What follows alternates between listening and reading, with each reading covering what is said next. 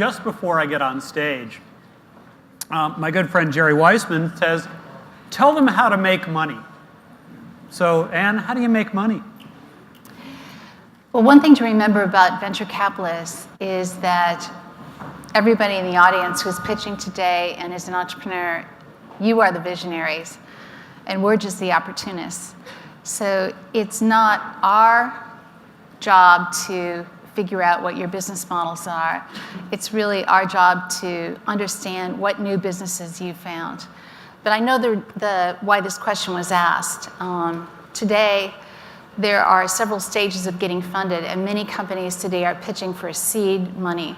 Yeah. So they're spending a lot of time describing products and not describing how they actually enter markets, who pays for their products or services, and how many people will and how big will this be. And that's the difference between a seed and an A round. When you get to the A round, which is where we start, and traditional venture capital begins, how you build businesses, meaning how you actually take money from someone's wallet many, many times and build a very big business is a very important question, not just the product attributes. Right. So in a sense, a venture capitalist is like a drama critic with capital, right? You judge it, and it's literally no applause, just throw money, right? If they're winning, you fund them. But to have a successful show, you have a successful story. You describe an overall ecosystem. You understand who your audience is, who you're helping, what the problem is you're addressing, how you're going to bring that to market. All those other stages matter almost as much as the technology, which is to say, you understand a larger ecosystem within which you are a player. For investors, we see thousands of businesses every year. So in many ways, we're not drama critics versus pattern matchers. Okay. We basically look for, we tend to see innovation themes or trends before they're described as trends. If you're already writing about them, Quentin, it's usually too late for an A round. I'm writing about them because I've already met companies doing them, Exactly. which means they were funded 18 months or 3 years ago. Exactly. So we're looking for where do markets have large cracks in them, where new companies need to enter and bring new products or services. At the same time, that means you have to have a really tight understanding of the value proposition delivered to the customer and how the customer would quantify that value proposition. Almost all companies get their pricing strategies wrong, and we don't actually have the perfect one for you to begin with. But we actually call even more customers, talk to a broader marketplace, which we know from our Rolodexes, to try to validate whether your business model makes sense. And then we try to engage tightly with that customer to try to get a few customers that we can demonstrate that they will pay, that this is high value, and then we keep repeating that model to build larger businesses. Okay, let's take that from the abstract understanding into something concrete. So what is the large theme these days? What do you think is happening in technology on sort of the broadest possible scale, and then we'll work down into some specifics. When we started our venture firm in 1989, we were the first venture firm focused on software, and the software industry was very small. I moved from Minneapolis. It was almost like moving from a foreign country to come to Silicon Valley, to a place called Silicon Valley. Silicon Valley should be renamed today Software Valley, because it is all about software. It's software-defined everything. There still are hardware components and some interesting new hardware components, but it really is software-defined everything. For us, the big theme is redefining the entire software stack. If you talk to large customers today, they are talking for the first time about leaving some software behind, truly having legacy software and having teams that focus on that, and then rebuilding their entire software stack. And that includes not just the software components, but the configurations, cloud, hybrid cloud. And the other theme parallel to that is that the market map For a startup, you can't stand alone. You have to have partners in industry. Right. And when markets are really stable, it's very easy to figure out who those partners are. They're well-known names. But today, the bigger company map is switching around very rapidly. We talked earlier that if I was a software developer in 2013, other than a lot of meetups, I probably would have gone to 3 conferences. Dreamforce, Amazon's Invent Conference in Las Vegas, and VMworld. Think of those 3 companies, VMware, Salesforce, and Amazon. They're not the establishment. This is the new market map, even for enterprise software. So that's a big theme as well, is the configuration of software is changing. It's software-defined everything. The lines between consumer and enterprise are really, there are no lines anymore. What you consume as a consumer, you use in the enterprise. Think companies like Evernote. You know, I think 2 weeks ago, I was at Intel's analyst meeting. And it was the most interesting first 5 minutes because the chairman of the board, Andy Bryant, got up and basically gave the equivalent of Silicon Valley's religious confession, where he said, we lost the point of Moore's Law. We didn't see how Moore's Law was about this continuous density of information flow and how that would travel mainframe to mini and microcomputer to personal computer to laptop. And we made a lot of money in PCs, and that kept us hung up on that and left us missing the transition to tablet and to mobile and to devices, objects, sensors, what have you. And now they've sort of, you know, and then of course he's saying, and we've learned our lesson and we're going to be in every aspect of this. But what he's describing that I found so fascinating is a world where, because of cloud computing and mobile, and these are sort of placeholder terms, we have this world of continuous information flow. And as they said at the Intel meeting, eventually everything that has electricity will have computation to some extent. And this means, you know, remarkable levels of contraction in things like supply chain and remarkable velocity in terms of software development. It's a very big thought, and you're shaking your head like you're buying what Andy's saying. How do you then attack a transition that large with some specifics? Well, for a startup or a young company, there's both opportunity and challenge. The opportunity is this pace is very challenging to establish companies. Almost every company globally is remaking their customer engagement platform, for example, how they have a digital experience with all of their stakeholders, whether they're customers or suppliers, as you talked about. For startups, this is your competitive advantage.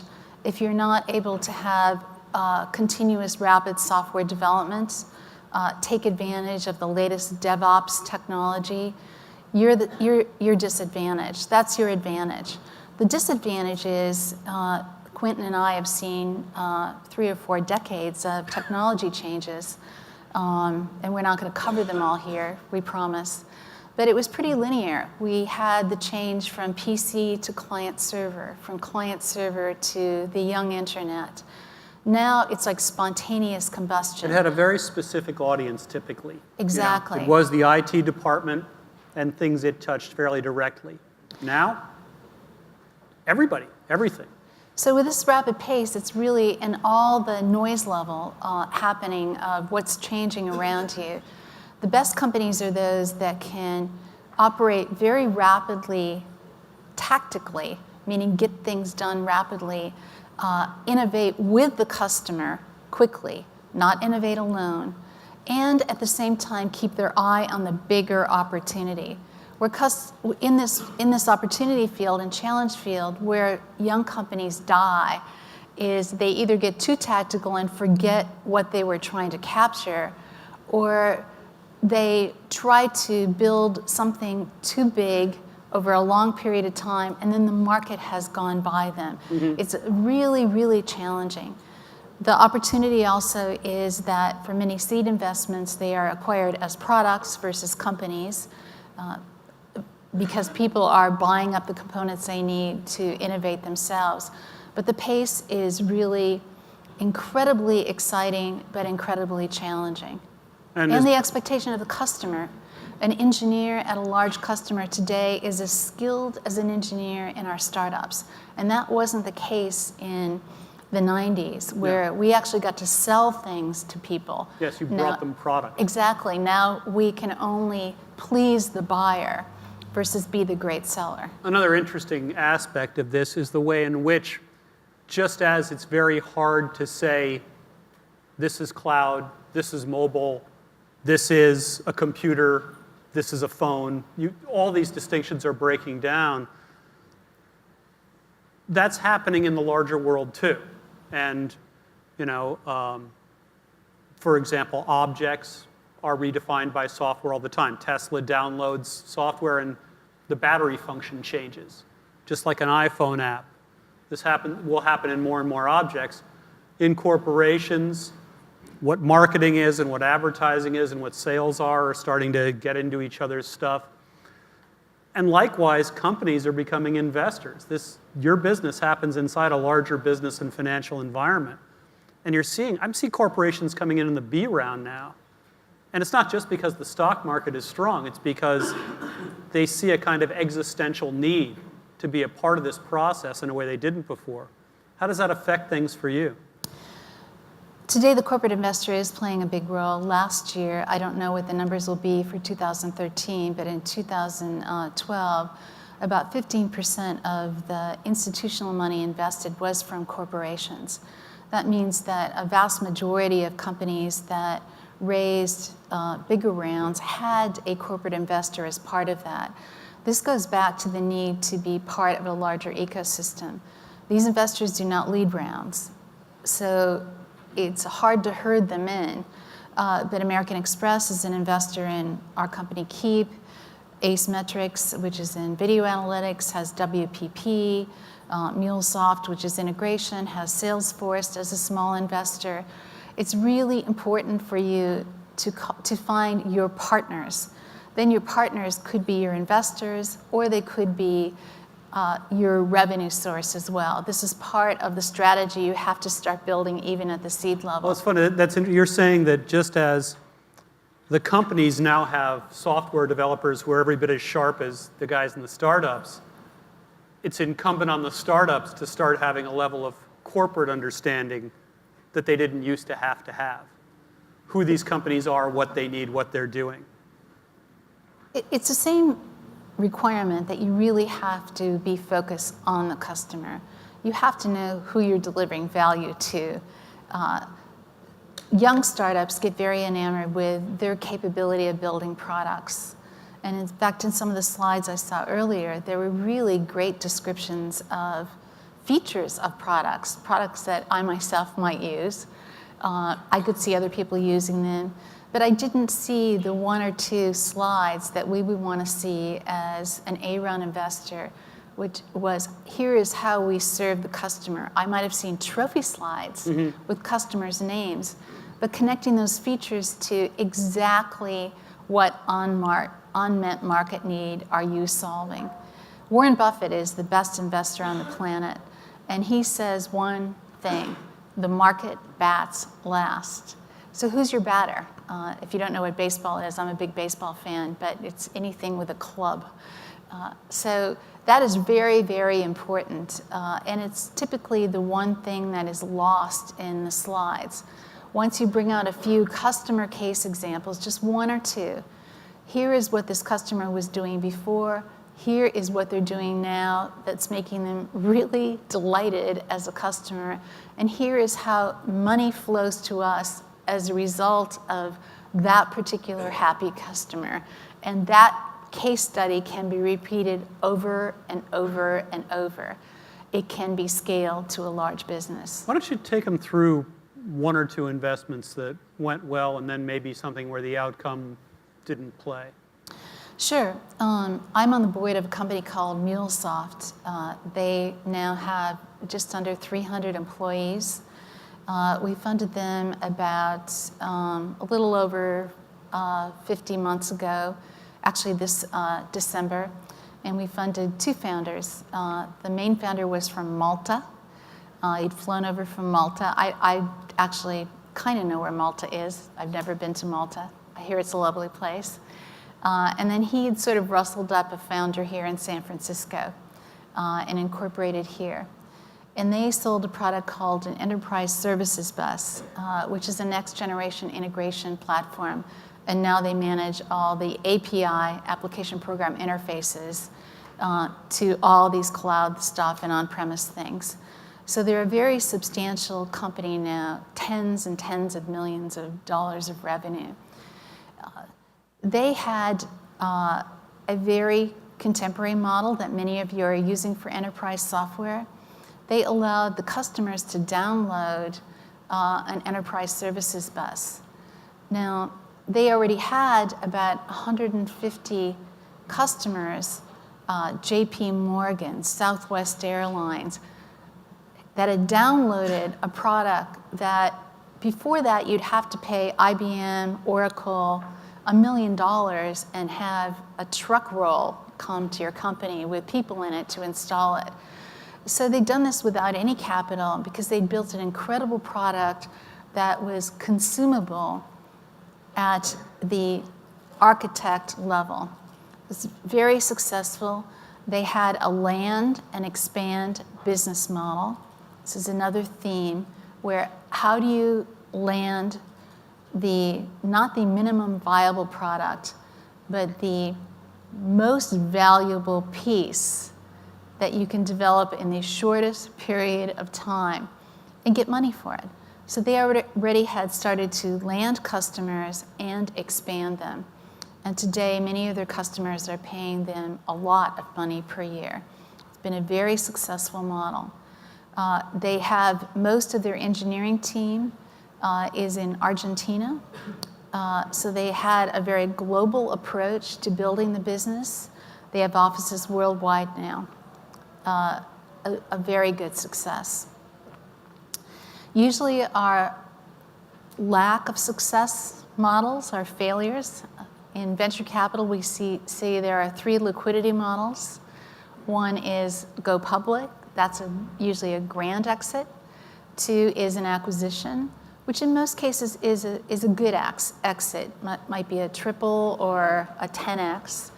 And then there is find a home or shut down. Those are failure models, where we might find some place for the product to live, but we failed to build a company. And that's our goal, to build companies. We were very early building components for the cloud, too early, in fact. So we shut down one of those companies. But probably one of our grand failures was a company we did in our first fund with Kleiner Perkins. So a Kleiner Perkins partner, Jim Lally, and I were on the board. We funded some well-known people in the Valley, including Tom Byers, who is one of the founders and is a renowned professor at Stanford now. And we were in 1992 building applications for tablet computers. So we were only about 22 years early. So timing is everything. Well, this is true. And you're hardly alone in this. Your job is to figure out not just the ecosystem, but what's going to feather in when. Interestingly enough, there was a lot of good IP developed for that company, so we still had value for the company. So a company then known as Compaq, one that you covered, which was later acquired by HP, actually bought that company. So while we didn't make much money, it wasn't an unmitigated disaster. There was learning. There's always learning. There's always learning. But really, it is about, we can't time markets. We never want to be too late. And it's painful when we're too early, but frequently that is for venture capital, our biggest failure is being too early. Right. So with that urgency in mind, what are some of the most interesting challenges and opportunities you're looking at right now? The biggest challenge for companies and for any young company in this room right now is talent. The skills needed for the key hires in our companies is leaving a lot of people behind. The customer engagement model requires a different type of salesperson. The rapid delivery, continuous software delivery model, one built on a very fast-paced, component-based software development model, is foreign to a lot of developers. So developers are in very short demand. That's why we have them all over the globe. Marketing is always a challenge to hire. It's a very, very tough skill, and it's different than the old PR marketing. You see how you're marketed to today as a journalist. Completely different. Completely different. In fact, you do your own self-discovery versus read press releases. And also the competition for these partnerships that we talked about. How do you have the top companies be your customers, the top vendors be your partners, when there are tens of thousands of seed-funded deals? It is how do you get the unfair competitive advantages in people and in partnerships? Our best companies, the CEOs, and they interview every single employee that's hired.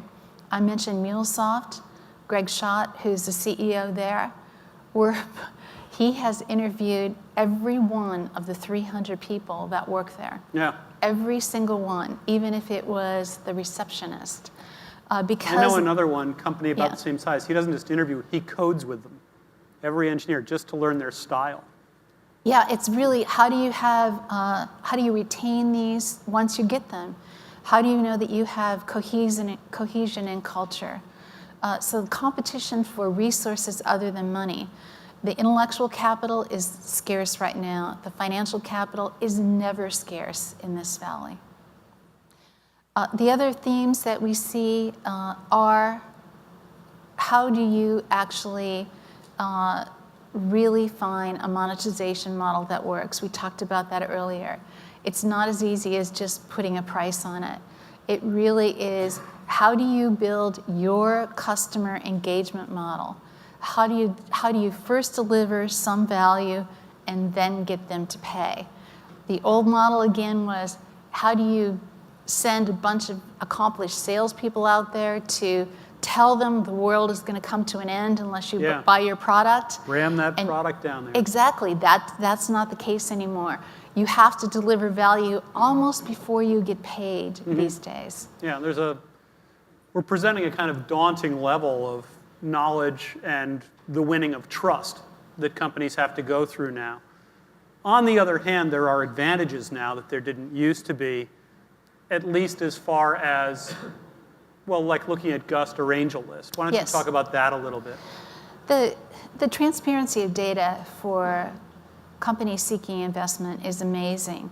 I talked to a great startup earlier, and I won't mention them by name, who's really done an incredible job of building a company and product self-funded to date. You saw a little bit of the screen as well. Yeah. And he asked me who would be the best investors for my company.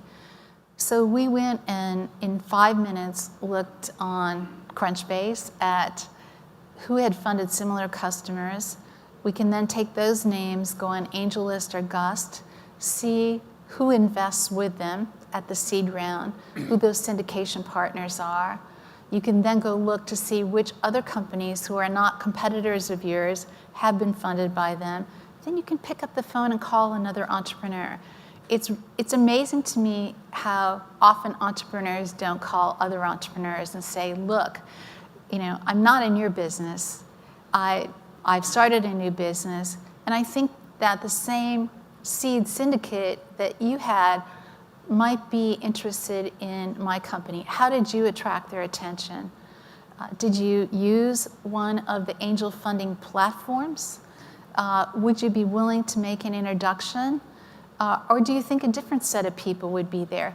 Use data to your advantage. There's so much out for seed funding. With a decent internet connection and a whiteboard, you can map a lot of information flows in a couple of days. Great, and if you can't figure out where you might be inside that. Exactly, it's a little harder when you get to your A round. As Dixon would say, there is some serendipity there. We're doing fewer number of deals per year. It depends upon what is happening inside our partnerships, who has bandwidth, who's interested in what. We have pretty broad landscapes. In fact, investing in enterprise software is a very broad landscape right now. If you're investing in consumer, that's a very broad landscape. So it's a little harder to find the A-round investors, and they're smaller in number. But if you think it's hard to find your A-round investors, wait till you get to the B round. It's become very bookended now for investing, very early stage or later stage. You get to 10 million in revenue and you could set up a kissing booth out there and you'd be kissed by half of Silicon Valley who wants to give you money. I think you'd agree. Because everybody wants to fund proven or brand new. So once you get going here, you need to, as I said to the young gentleman out in the other room, let's look ahead to who might be your A investor as well. So even though you're only looking for seed now, this particular investor, and in his case I named an investor, would be the best investor you could get for this company at the A round. So ping him next year, even if you're looking for seed, just to have a cup of coffee. Say, look, I just want to meet you. I heard that you're the expert in this case, multi-sided businesses. Love to get your opinion. I'm not seeking a venture round now. Always be the next step ahead in your funding because it will come sooner than you think. Our best companies have done this in spades. So when they get ready for that round, they know who the set is that they'll be talking to. And someone in that set may still be interested in that category, have bandwidth to take on a new board. So the A rounds and the B rounds will be much harder than your seed rounds. So start preparing for them now. Once you get to the C round, that's at least for now, a really great point to get investment. This is really astonishing. We've been talking for a while now, and we've spent some time on technology, but much more on knowing who a customer is, knowing what the funding environment is like, knowing the competition, a lot of outward-facing stuff while you're managing all this inward technology development. Is that because we assume the room basically has the technology, or do you think this has become a much more important part of the business for these guys? Well, I'm assuming that everyone here has a product concept and that there is technology breadth in this room based on the small number of conversations that I've had with 10 or 12 people. It's pretty astonishing, how deep the computer science skills are in this room. At the same time, that's an important topic to think about. You mentioned all of the changes that are happening in technology. We've given them monikers: big data, cloud, software-defined everything, mobile, the Internet of Things. Yeah. But unfortunately, when you go pitch to venture capitalists, they like some of these themes. So you have to be contemporary. You don't want to sound like you're du jour, you're of the moment, but you need to fit in the elements of change. Can you leverage any of the change coordinates, so to speak? Does data play a role? How do you integrate with everything else once you've built your product? Yeah. Not just how do you have partners, but how are you a piece of something bigger? And how does your technology value proposition endure? Right. When things start changing around? I'll give you a great example. We have a great investment in a company called PlumGrid. It's a Hummer Winblad USVP investment, which is a software-defined networking company. The team looks like the United Nations. I mean, there's someone from every nationality. Most of them were fellows at various companies, Cisco, Marvel. So they came from around the world. When they gave us their pitch, they showed us the entire software stack, and only one little square was software-defined networking, because there's software-defined storage, there's software-defined this, there's the orchestration layer, and So then they showed us how they were going to fit with various pieces and who were the most important components there. So their technology depth was the entire software stack. So we had seen already several software-defined networking companies that really could talk about software-defined networking until they were blue in the face, but we passed on them because they were not able to describe the broader technology set that they fit in once they hit a customer's newly defined, software-defined infrastructure. So the bar is pretty high in all of these areas that the knowledge can't just be your one thing. The knowledge, again, is the entire software environment that the customer belongs into, the entire integration map that you have to have. Our expectations are pretty high for you as technologists. We also like to invest where there will be some deep IP. You make making $1 million sound kind of hard. Making $1 million is easy. Making $100 million is harder. Okay. 100 times harder. Building companies is hard. We make mistakes by investing too early. You make mistakes by your competitors crush you, but most companies die of self-inflicted wounds, their own mistakes. It's hard. I say it's hard, but it also must be said there's more opportunity now because everything is being touched by this. There are so many places to go. And look at this room. I mean, people have come here from around the world to be here. Well, I'll tell you one other story. In 1995, we took a little company public called Hyperion. We funded Hyperion 3.5 years before that. And between Hummer Winblad and Sequoia Capital, we gave them a total of $7 million. When they went public, they had raised only $7 million. They went public on a year they did $25 million in revenues. And ultimately, they were acquired by Oracle for $3.3 billion. That sounds easy. So we say, gee, our companies are now raising $40, $50 million. They're still software companies. We can't take a company public today until they're leaning into about $100 million of revenue. So was it easier then? It was still pretty hard. But occasionally we find unbelievable examples of how you can still do that. 2 years ago, we funded a company called Inside Sales in Salt Lake City, just down the road from a company called Omniture, which is a very successful investment for us. And the CEO there had borrowed $10,000 from his mother-in-law to spend on his business. And he was still happily married when we met him as well. That worked.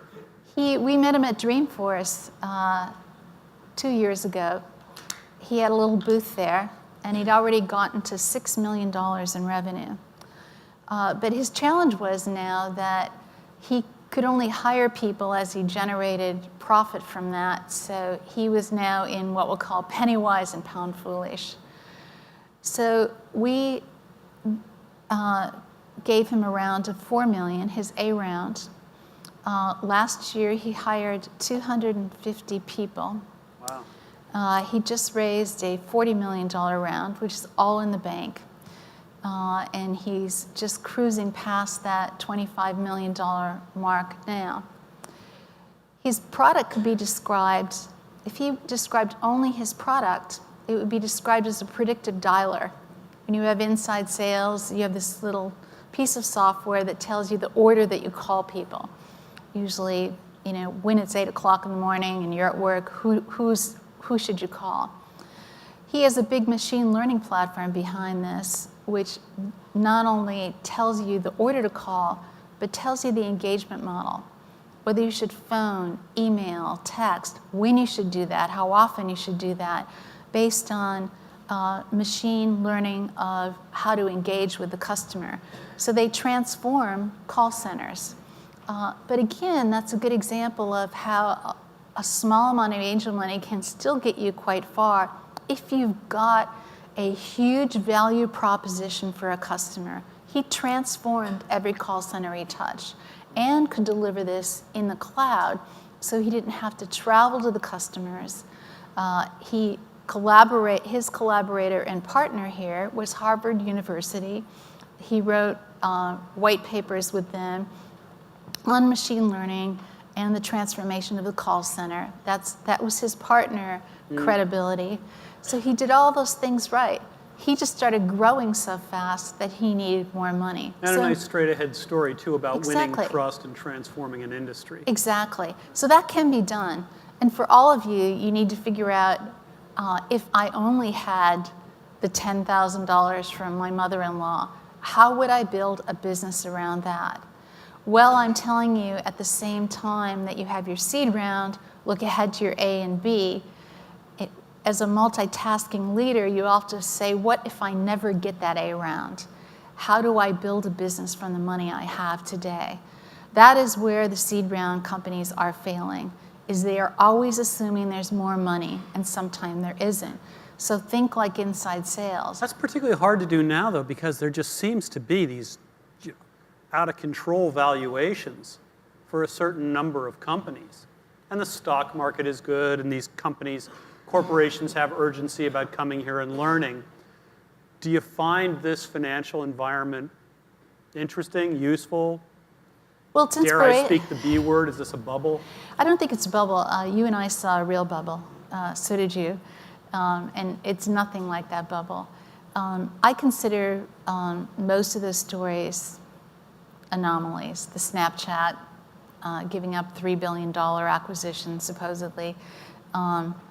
They're inspirational, but they are not your business. Yeah. Every one of your businesses are different. Good companies get an opportunity to turn down acquirers. Struggling companies have to take what's offered to them. As far as we know, Snapchat aspires to be a public company and does not want to be acquired, wants to be a long-term standalone. Who knows? But journalists like to write about the big story. For a while, you're not the big story, you're the little story. And focus on your story. You can make up your creation myth later and tell it to Quentin after you become the big story. It better be good. Does this remind you of any previous period you've worked in or heard about? Every time there's this much innovation, it reminds me of starting my own company. I started Open Systems in 1976, which there are people in this room who weren't even born then. And I will say that I was right out of college. But that same year, Microsoft started, Apple started, Oracle started a year later.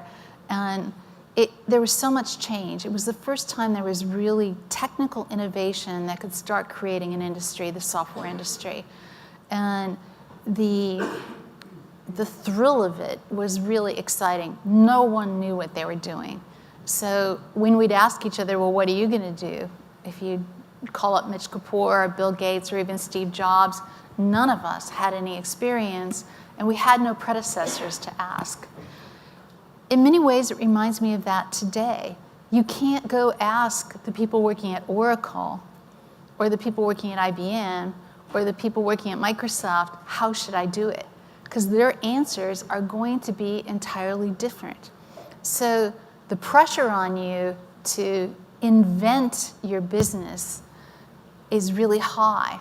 The opportunity is the same one that Bill Gates had, Steve Jobs had, Larry Ellison had. They had to make it up as they went along.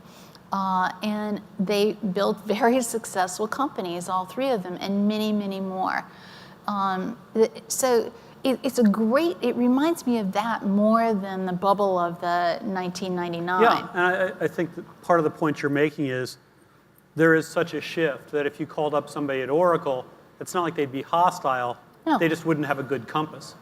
They wouldn't, and they would have practices that don't match the contemporary customer engagement model, the way you develop, the way you market, even the way you lead is very different today. When I go visit our companies, I remember I got my first job, I had to sit in a cubicle at the Federal Reserve Bank, and I thought, don't I get a desk? And no. And now our companies sit at big tables. There's not even a cubicle anymore, and they're all head to head and right next to each other. If I walk around in our companies, I see giant screens that show today's sales, the quota coverage for future sales.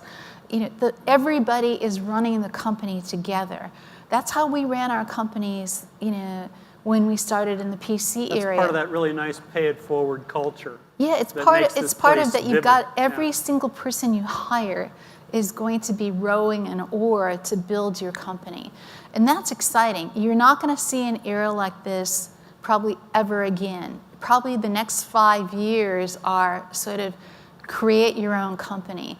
Whether you're a consumer company or an enterprise software company, it's all new ingredients and it's all new roles. In fact, when we hire people at our companies, it's very hard to build job descriptions, and we don't for the most part. We hire talent and then find the best place for them to work. The marketing person might now be the head of talent. The biz dev person might now be the CFO. So don't get fixed into any of the old roles. You have a clean slate here and an opportunity slate that is really sensational, and it all goes back to the quality of talent that you get to build a very unique company. No. Anya, I'm sorry, I don't have a clock. Did you want to do a little Q&A or? Okay. Should we take questions from the audience if there are any? We'll take answers from the audience I too. would love some Questions? answers.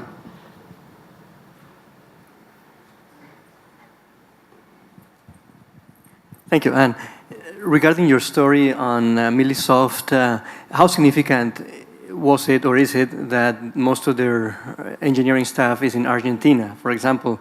Did that have anything to do with it being a disruptive innovation against IBM and Oracle flying under the radar, or what significance in general? Well, it has to do with, there are many parts of the globe and represented here today, including Colombia, where South America, for example, is huge amounts of technical talent, great STEM educations, great universities, and great entrepreneurs. There aren't that many companies, so again, we have meetups frequently with those engineers. We have engineers around the globe now. For MuleSoft, the company really had 5 contributors to their open source project. 2 were in Argentina. If I remember right, one was a US guy who was a ski bum who just started to live there after skiing in Argentina off season, and then the other one was a true guy from Buenos Aires. And they had engineers in Malta and a couple in Germany. And so we built a hub around 2 really important talent pieces in Argentina, only to discover the quality of engineers is really large there, as it is in Colombia and other Latin American countries as well. So this again plays to how you build companies today. You can't let talent scarcity and talent competition, we did not do it to hire cheaper engineers. We wanted the best engineers. We're building hardcore infrastructure software, so we need really good engineers. So you need to really find where you're going to find your competitive advantage, including talent. And we were fortunate that we found it there and discovered the quality is extremely high. And even though distance may be somewhat dead, cultural fit matters a lot. Right. And it was good that you had developers down there who could express the company and hire like-minded people. Yeah, there's a great piece that was in the news today about WordPress and how they run that company, because they don't really have an office anymore. There's one in, I guess, a shiny one in San Francisco somewhere. But how they have this unlimited travel budget for their employees, where their employees can create meetups all the time so that they feel like a company. We do this frequently at MuleSoft, where we have these global meetups, so that people don't feel like they're the South American division or the Malta division, that they're all, as we say, muleys and part of the team. And again, this whole distribution of resources The old way to do it was to find lower price but good talent somewhere else, have someone manage that set. They would be completely independent and frankly over-abused as employees. This is not outsourcing. Yeah, this is not outsourcing. This is integration. This is building core team members. It's, again, a new way of building companies. And you cannot let distance be your enemy. Look up the WordPress article. It's really terrific. And they give an example about how one of these engineers said, well, I'd like to go to Athens. Do we have engineers there? And he wrote a request to do a meetup in Athens. He has pictures of him and the other engineers in Athens. And this was, I think, a guy who was at Microsoft before he came to WordPress. And it's stunning to hear how a magnificent company, creates a very different way to operate to have exactly the right talent. And MuleSoft is one of those examples. Okay. More questions? Other question? Thanks, Han. So what are your pieces of advice for startup entrepreneurs is to really try to hone and look forward to your Series A, Series B, Series C network out there? And that's a little bit contrary to other advice I've heard to say any moment you're not spending with your customers and working on your product, you're really wasting. So what's your answer to trying to balance those? The best CEOs are also good fundraisers. And when we change out CEOs, it is frequently because of their inability to raise capital. So it is better to develop that skill earlier versus late. Unfortunately, if you're going to be a big company, you'll spend a good share of your time raising capital. Your seed round is probably max 18 months of capital, usually more like 10 months. It takes about 6 months to go through a fundraising cycle, meaning tell people you're raising the money, go have introductory meetings, call the set down to people who really want it. If everybody says no, get a new set. So you'll find yourself probably for the first 5 years of your company history spending 20% of your time, I would guess, in fundraising. And it's a skill you really have to develop. That skill tends to be synonymous with your ability to tell your story to all stakeholders. And you need to think of one of those stakeholders of being your investors, your partners, and your customers. The story that you tell about your value proposition to your customers, if it's a good story, should resonate with us as investors as well. But you're never single-threaded as a CEO. It is customer first, but a lot of other things are being done in parallel. I think we can It's exhausting. Sorry. I think we can take one more question. Okay. Final question. Anyone? Anyone? Over there.